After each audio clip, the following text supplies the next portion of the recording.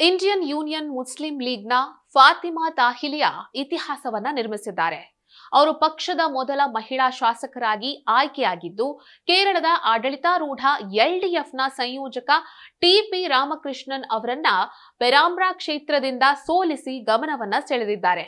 ವೃತ್ತಿಯಲ್ಲಿ ವಕೀಲೆಯಾಗಿರುವ ಮತ್ತು ಕೋಝಿಕೋಡ್ ಮಹಾನಗರ ಪಾಲಿಕೆಯ ಕೌನ್ಸಿಲರ್ ಆಗಿರುವ ತಾಹಿಲಿಯಾ 1980ರಿಂದ ಸತತವಾಗಿ ಸಿಪಿಐನಲ್ಲಿ ಗೆಲುವು ಕಂಡಿದ್ದ ಕ್ಷೇತ್ರದಲ್ಲಿ ಜಯ ಸಾಧಿಸಿದ್ದಾರೆ.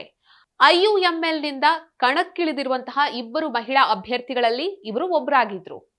ಪಕ್ಷದ ಅಧಿಕಾರಕ್ಕೆ ಸವಾಲು ಹಾಕುವುದಲ್ಲ, ರಾಜಕೀಯದಲ್ಲಿ ಮಹಿಳೆಯರಿಗೆ ಗೌರವ ಮತ್ತು ಅವಕಾಶ ದೊರೆಯಬೇಕು ಅನ್ನೋದೇ ತಮ್ಮ ಉದ್ದೇಶ ಅಂತ ತಿಳಿಸಿದ್ದಾರೆ. ತಾಹಿಲಿಯಾ ಕೇರಳದಲ್ಲಿ ಹೊಸ ತಲೆಮಾರಿನ ಮಹಿಳಾ ರಾಜಕೀಯ ನಾಯಕಿಯಾಗಿ ಈಗ ಕಾಣಿಸಿಕೊಂಡಿದ್ದಾರೆ.